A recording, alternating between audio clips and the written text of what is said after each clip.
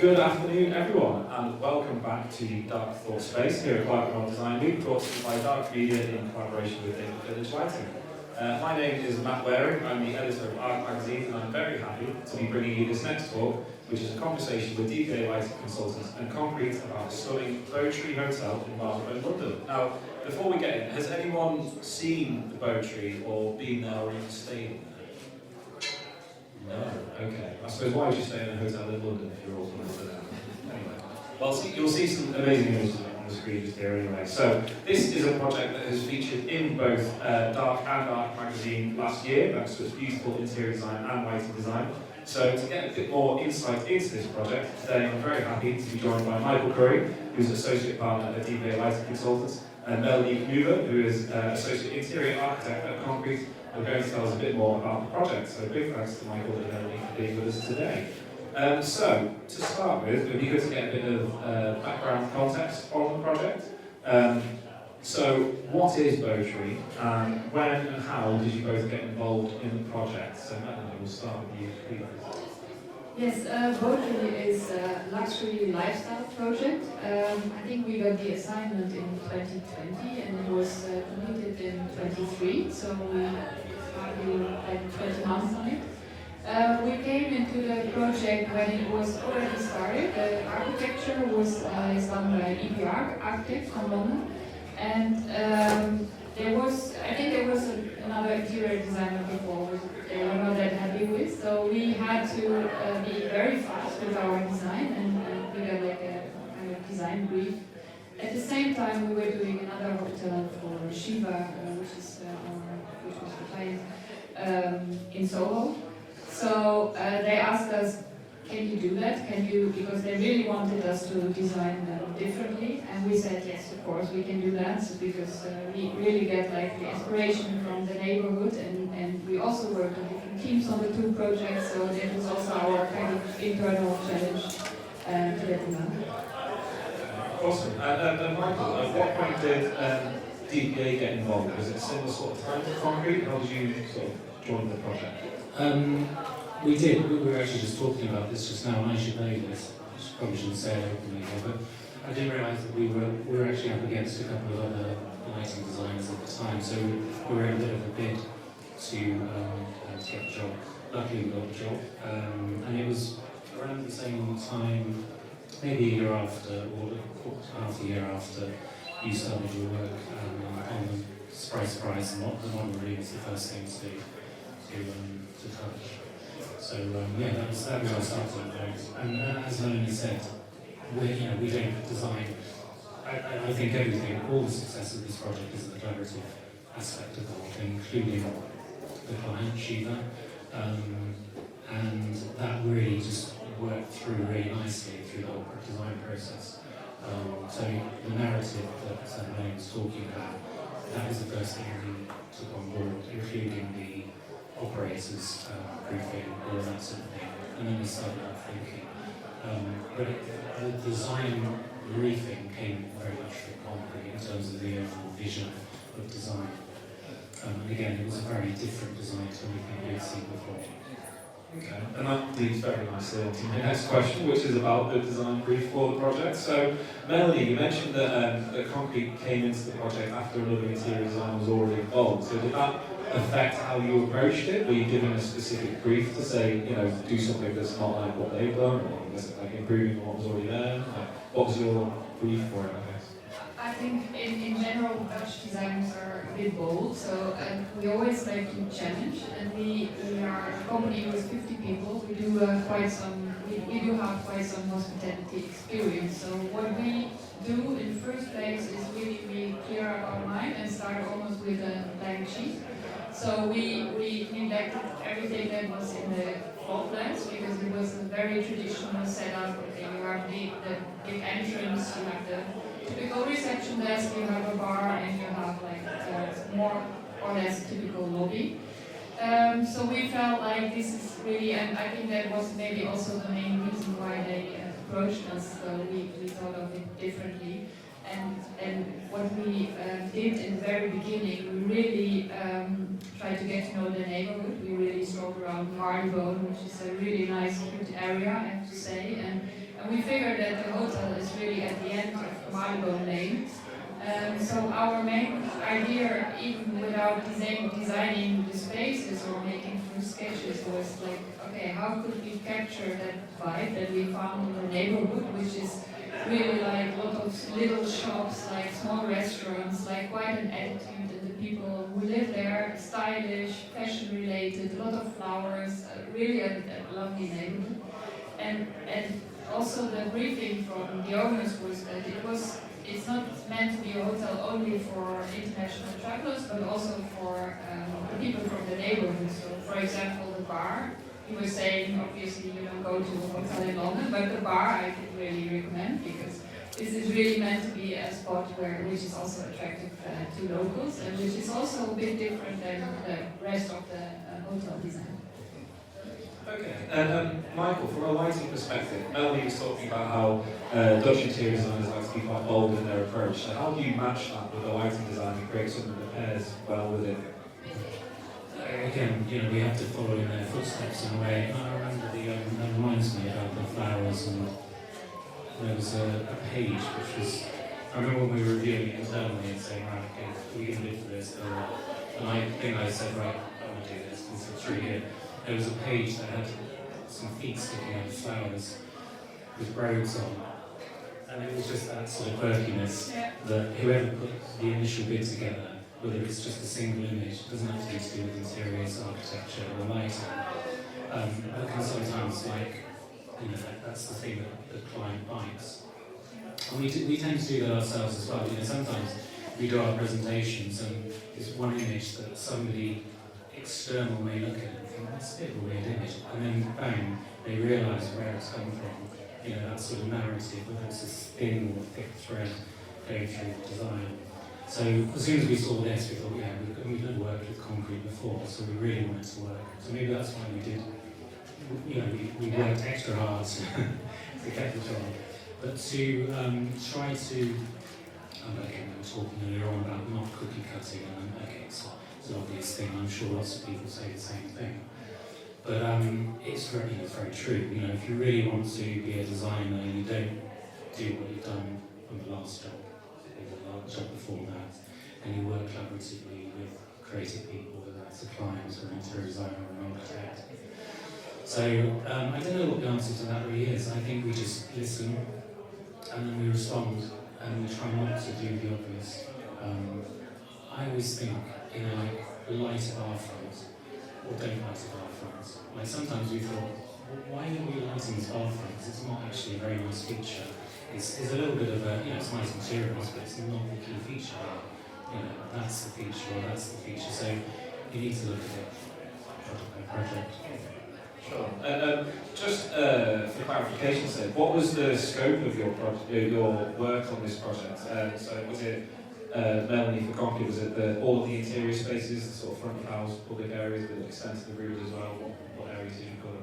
Yeah, basically we did everything that the guest would see. So that captures indeed everything from the house. So it includes the lobby, which is more like a modern conservatory, more like a dull space instead of like a typical lobby, as I already said.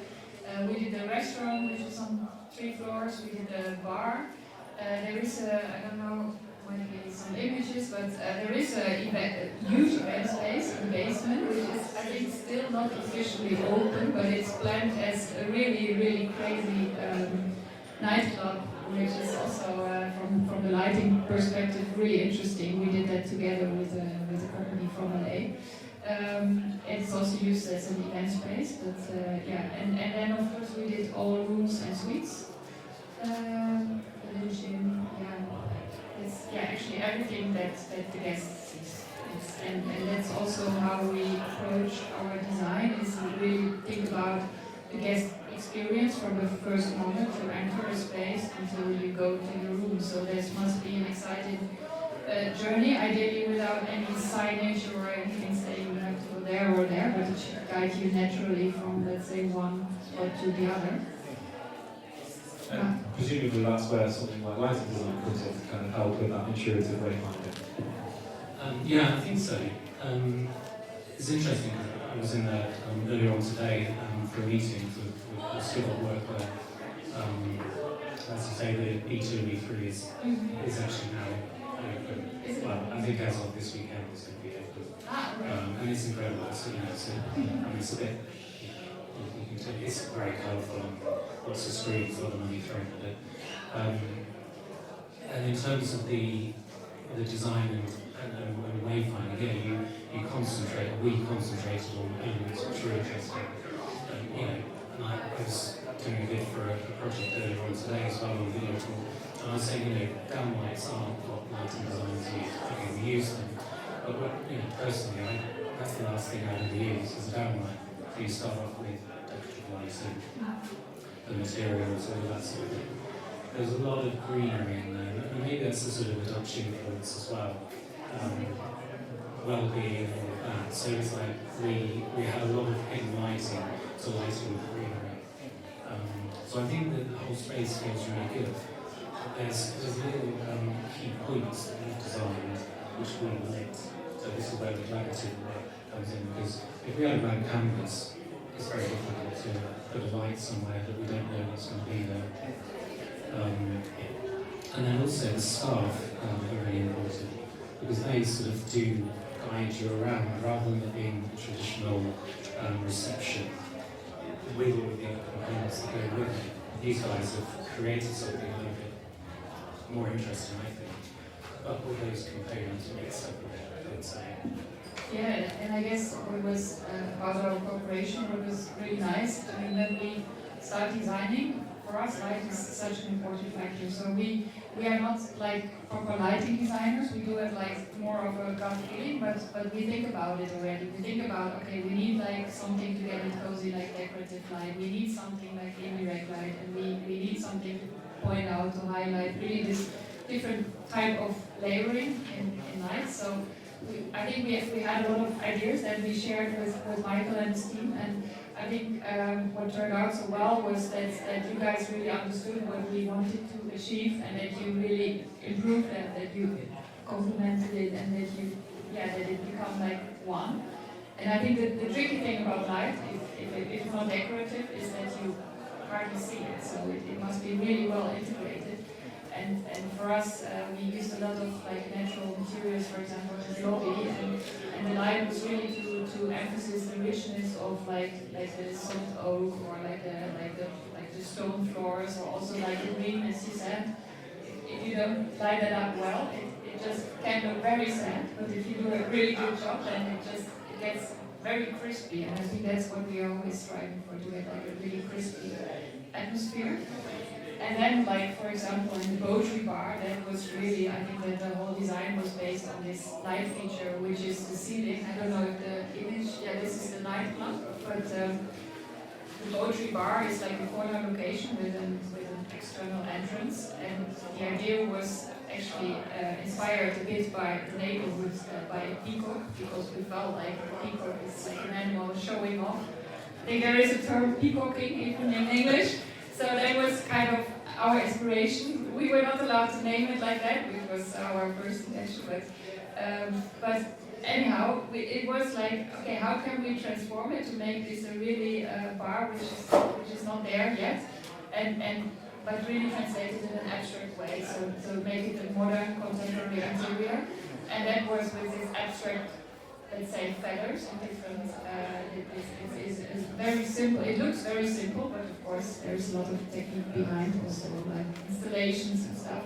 But also like the light is crucial because all these circles can change light, and it's also about programming during like the day and the evening. That is as important, like to get that right, the light settings, and to have like a more neutral, warm white during the day probably, and in the evening it can dim down, it can change all the colors. So I think that's made it very special. It was sort of keeping us interesting. I forgot about the peacock. Again, we were talking about it earlier on, but we started this just around COVID time, and it's surprising how long it's taken to get where we're at. But the peacock, I love the idea of the peacock, but I didn't want to use the peacock in the end. And the whole idea was using colour change. And I don't personally like colour change unless it's really appropriate. But the idea there was that you have these beautiful peacock colours in the ceiling, and that would be the evening. Turns out we wanted something a bit concrete, but the upright wanted something a little bit different in the end. But there's always that as an option.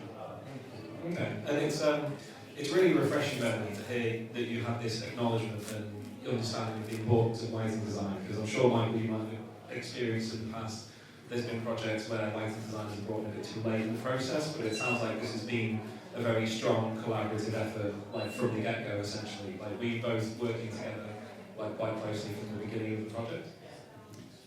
Yes, we were. Yeah, we work in sort of RBA work stages, and we work together on those.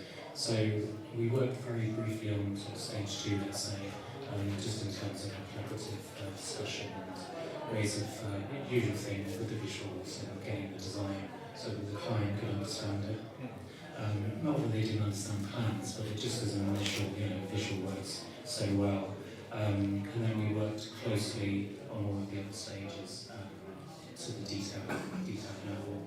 So I think the model room was a testing point in terms of collaboration.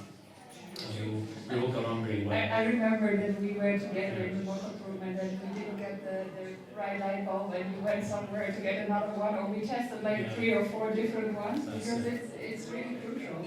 Well, the other things like that, I mean, we only do lighting, it's so simple, and as you know, as an interior designer here, you know how many more hours you do extra to what you're probably commissioned to. We do the same, we're not in it for the money, although, we get paid nicely for it, but we do it because we really enjoy it. Me moving these lights around is because I'm a regular and interfere with things for the good of us anyway. Okay, and something else that Melanie touched on earlier on was that one of the sort of main parameters of your design was to capture the vibrant feeling of the surrounding neighbourhood and kind of bring that inside. So I want to know how you did that and how you helped to kind of enhance that vibrancy within the hotel. I think we did that for every area, probably a bit different. So the lobby, for example, is maybe a bit more like a living room, or like a modern conservatory space. So it's really more small scale, cozy, probably a bit more like residential lamps. Like every sofa is different, so that it gets like different personalities almost, the different seating areas. And I think for the rooms, let's say the flower theme was really important to us. One of the main features, which is really special in the room, is like the headboard, which is like we designed it, so it was inspired by the flowers, but we had like somebody in the office who made really the pattern for it, and it was woven from a Dutch company actually, but in a really nice way with different type of weaving techniques. So it's hard to see in the images, but it's really beautifully made, and I think that also reflected a bit like the craftsmanship which we found like in these little shops in the neighborhood. I think one other thing what was probably special about the room, or what was our challenge, is that it was pretty small for a 5-star hotel. It is 24 square meters. And so our challenge was, how can we design it in a way that it probably bigger, or at least that it doesn't feel like a small hotel room. And what we did is we get rid of, like, let's say, the typical bathroom, which is normally you have like a small corridor and then in one corner it can be open or closed. But we said, okay, can we have the functions? We even wanted to have a kind of a privacy lock when you enter. So you have a separate toilet. And then you have a quite huge space, which we call the dressing area, which has, like, we said it should be the walk-in closet, really also related to the fashionable neighborhood. So it should feel like something in between a bathroom and a dressing room. So one hand is the cabinet, on the other hand is like a huge vanity, and the shower next to it. But then the thing was that you can lock that off with sliding doors, with like translucent Japanese paper in it. And the thing is that if you have it open, your room feels really big. If you lock it off, if you go to sleep, the dressing area can become really like a lantern. And I think this is again where our cooperation started to, like, okay, how can we make that work, and how can we make it work like in the evening, and that you even in the room have like different scenarios to experience it. Okay, and I suppose on that point, Michael, how does the lighting design complement this? Because sometimes if you hear like vibrant in lighting design, there's a risk that it gets a bit too, you know, glitzy and dynamic and all bells and whistles. But how did you kind of do something a bit different with that and keep it a bit more stated while still capturing that vibrancy? Well, I thought of residential projects really when you were mentioning that. And again, it's because it's been so long since we talked about it, you know, 5 years plus. It's all sort of coming back. But it's the sort of space I can imagine would work really well in a residential project, for all the reasons you mentioned.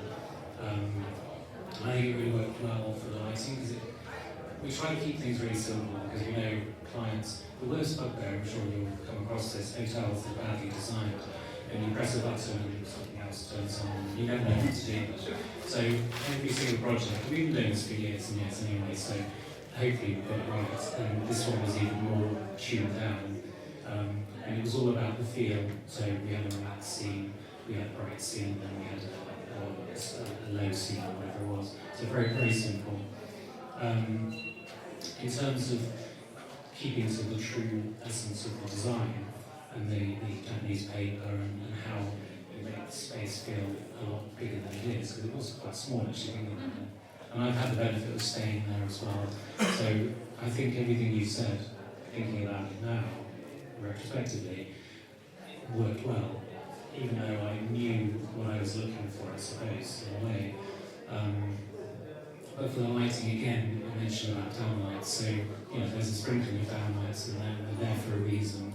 So we don't have, there was originally a really nice little element that was in the middle, that sort of disappeared, and I can't remember why. Maybe it was cost or function. I think it was both. It was also space-wise. Space-wise, yeah, because it was a sort of collision. There was a little makeup table in the middle, and we integrated that in the cabinet. That's right, exactly. So it's sort of clever design, and sometimes you have to try this out with the interiors, but also the lighting. So, we pared it down in terms of how much lighting we put anywhere, and as Melanie said, the best lighting is the lighting you don't see and that exposes the interior, whether it's on a functional level or on an aesthetic level.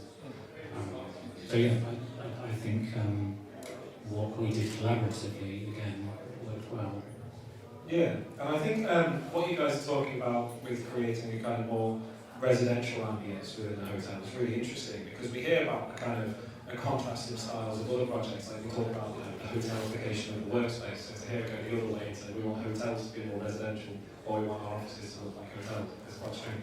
But I wonder if you kind of touched on it a little bit. If you could talk a bit more about how you created this kind of residential aesthetic within the hotel. Does it come down to the kind of materials that you use, or kind of lighting that you're providing in there? What was your approach? I think it's not the whole concept to make it feel like home. I think it's partly, and I think that you really need to contrast to make it work, because otherwise you don't want to sit in the same living room as in your house. So it must be elevated, obviously. I think it comes down really to details as well. So it can go as far as styling, like table lamps and materials, really the details.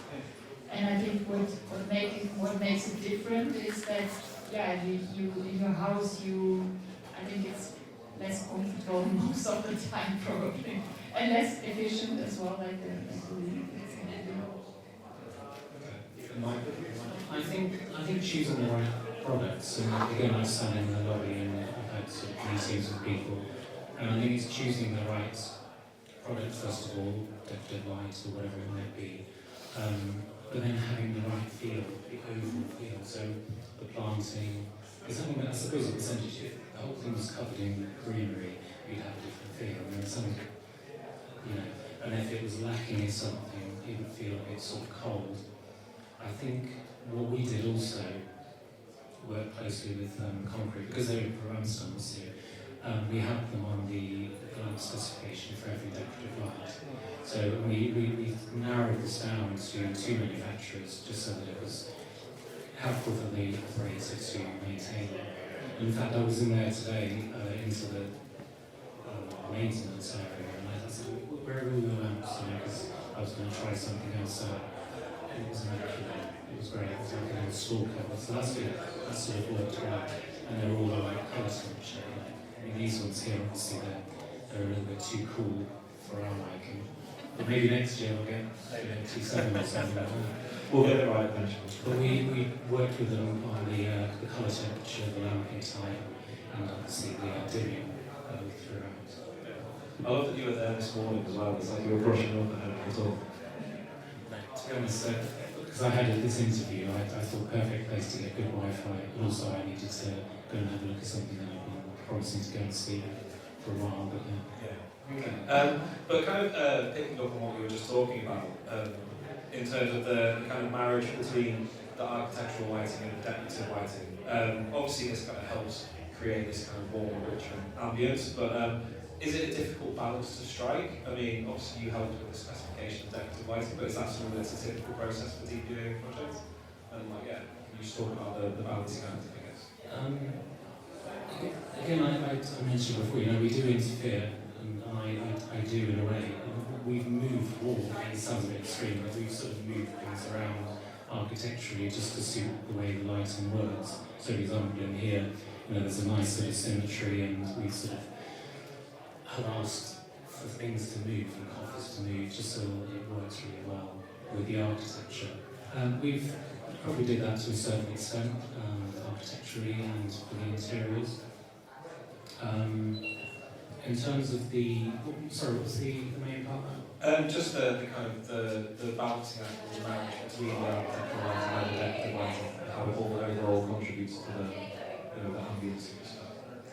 I think, like I said before, the colour temperature is very important, getting that mix and keeping the lamping types as minimal as possible so that it's smooth, even things down to the internal shade material. So maybe that, for example, it's got a black shade, obviously we're not going to get very much light out of that, so we may say, look, why don't we use something with a gold interior, or let's use something that's got more reflective lighting on it. And we also found some alternative products as well, because there was a budget, obviously, and we got involved with that, which was part of your question, actually. Sorry, we do interfere, and we offer to help. Like I said, we're not in it for the money, we just want the best product at the end of the day. So we've found some really cheap products that are good quality, that weren't these sort of high-end decorative products, which can be quite costly. And there were quite some lamps also custom designed and custom made, like for example at the bar, the small table lamps or the room numbers that were like custom designed, I think by Chelsea. That's right, yeah, exactly. So then it's also, if you have like a hotel, obviously you have 200 room numbers, then it's also, it's the chance to develop something really special and unique for a certain project. So if you have a certain amount, it's always interesting. That is the nicest thing. One of my colleagues sent an image around. I'm not doing service to creative decorative lighting designers and manufacturers, but I always find it's sort of one of those things, if there's a product out, let's say Tom Dixon light, I'm sure you'll know which one I'm talking about. Okay, so you use that on one project, and then the next interior designer uses it, and before you know it, it doesn't become special, whereas what we would rather do, and this is the way you guys work, is, go to that manufacturer and see if you can do something special. Add your own signature on that hotel. Okay, and Melanie, how beneficial and helpful is it for you to have that kind of support and collaboration with BPO when it came to the more sort of decorative aspects of the lighting?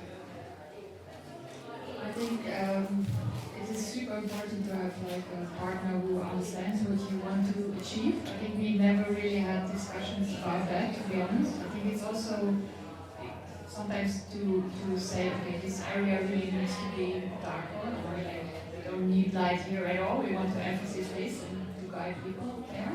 So for us, I think it was really because, as I said, we're not lighting designers when it comes to specifications, and we try to describe like, can we have this like more theatrical in this area, and I think we need like a smaller bundle, and then I think the quality of light, that is also has to be, of course, with the specifications. That's very important, because if you have like flickering like in the wrong white tone color spots or LED lines, that's just not looking nice. So I think we kind of spoke the same language, and we didn't have like huge discussions about the vision, I guess.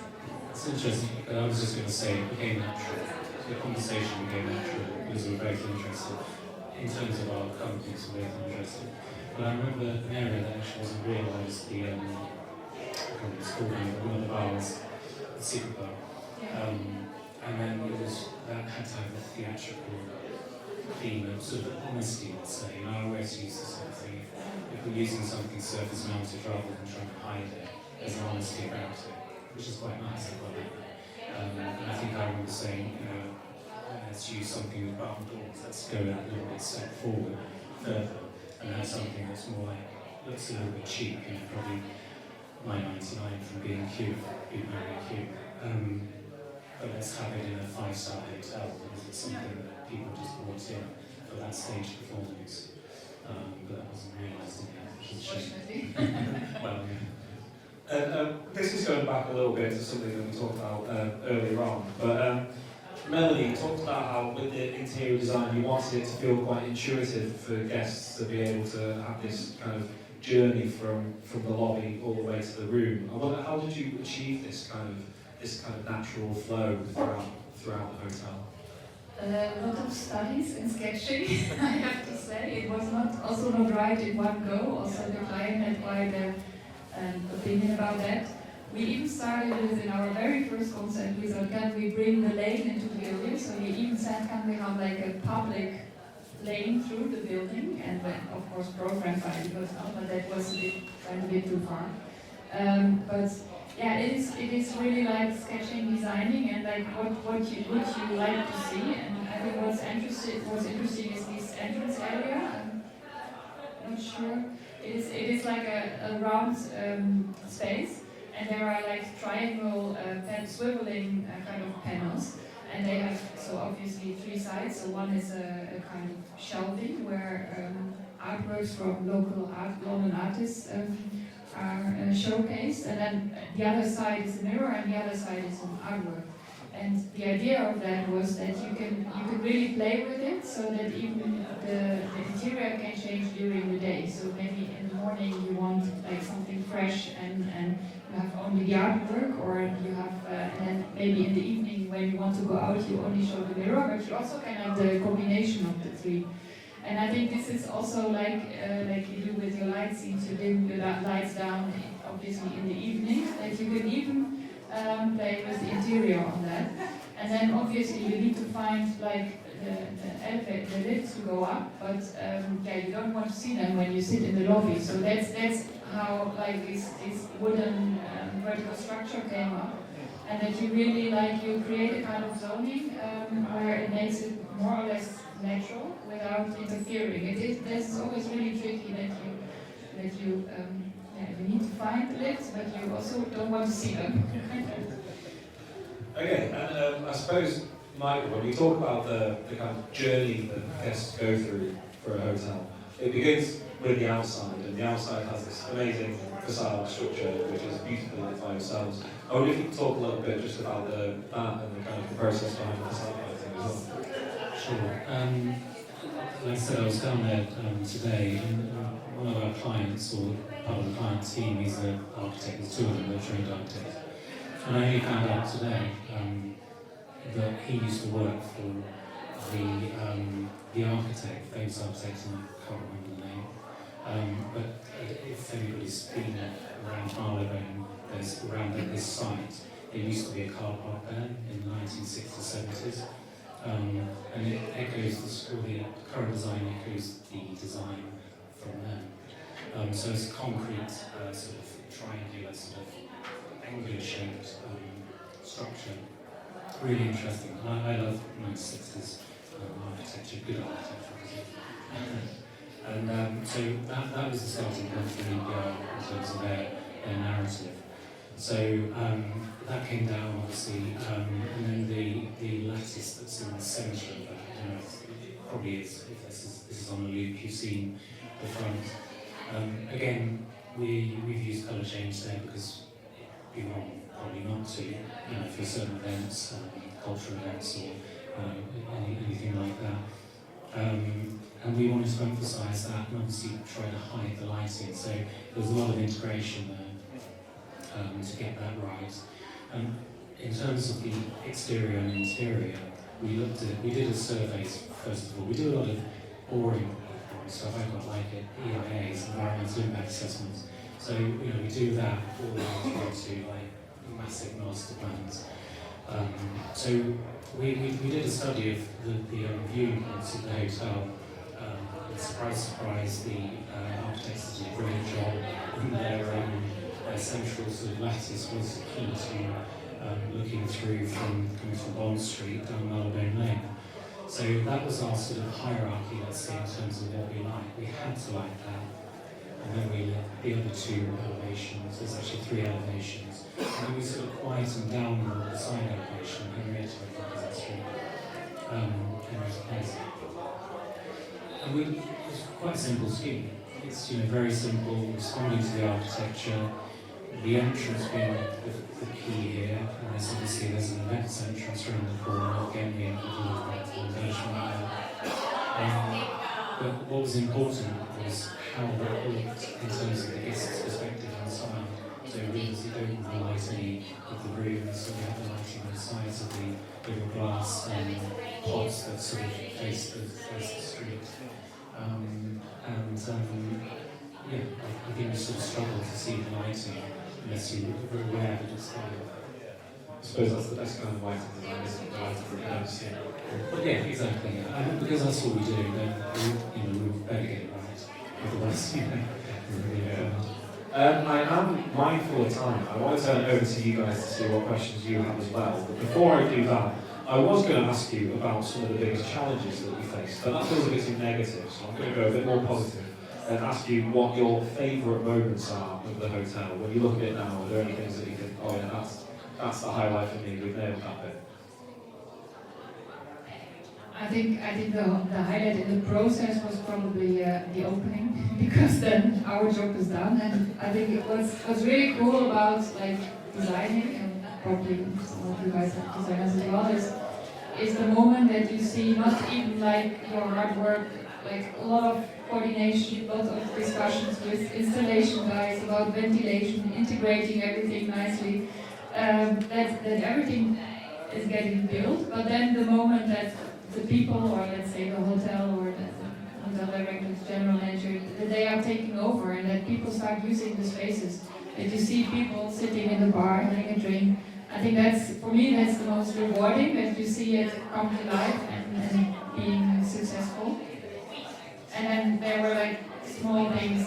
For example, when we went on site, there was in the bar there is a beautiful terrazzo. It's like an Italian method, and it's really handmade. And I saw this guy on his knees, and I thought like a little mistake. I was like, oh, can we still fix that? This is not like completely right. And then he was like, yeah, I can do it. And then we went for lunch, and after 2 hours it was fixed.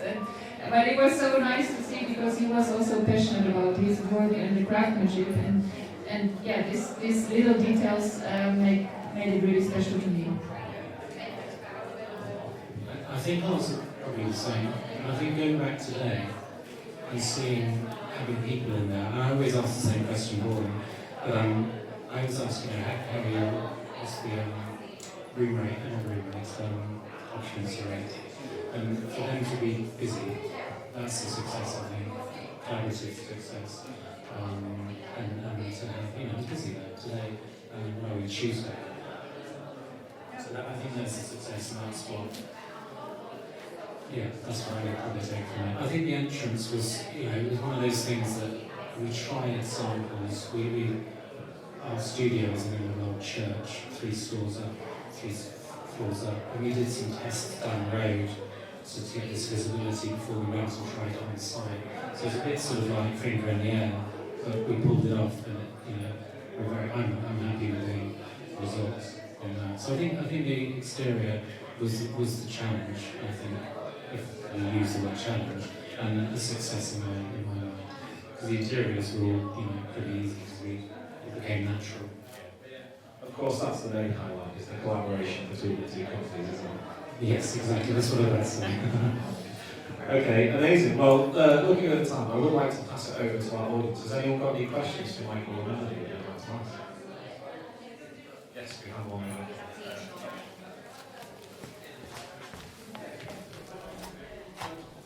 Yeah, thank you very much for the insight on the project. I was just wondering, with it being started in 2020, and obviously quite a few years from stage 3, 4, probably to delivery, was there anything in the project that at the design stages you were really passionate about, and the one that got away for, whatever, budget reasons or client wanted something different? Is there something that you wish, oh, could have done this or implemented that? I think you mentioned the barn door. Yeah, there was a secret bar. There was even a Japanese restaurant on the rooftop. Yeah, that was also, there was, I think, during the process, the owners, they changed their mind in some of the usages. So there was a members club planned on the 2 top floors. That I think there is still something going on at the moment, but yeah. So there were some things that were killed during mainly at that time money, or that they felt like it's not the right thing at that spot. And of course there is always value engineering in a project, so you always have to find compromises. But I think it's as long as you have like a strong concept, so we try to stick to our concept, and we are not really about, okay, it needs to be this specific material, or if there is anything really. I think if you have a strong concept, you can really find your way with it. I agree. I think the only thing I can think of because I think the concept was maintained throughout. Apart from the corridors, there was a nice design that, again, collaboratively we had, that was just a little bit too. I think it was achievable. We could have achieved it, but I think we just needed to spend money on air conditioning. The leaf ceiling. Yeah, and then just floating the whole thing rather than downlights. It was the same old thing. At least we have some logos still, so for the leaf projection, so I think that is more than So it was a compromise, but it was a different design. So it's not a right or wrong, but it would be nice to have achieved that. But yeah, it's a hotel, so we need to put all the air conditioning through there.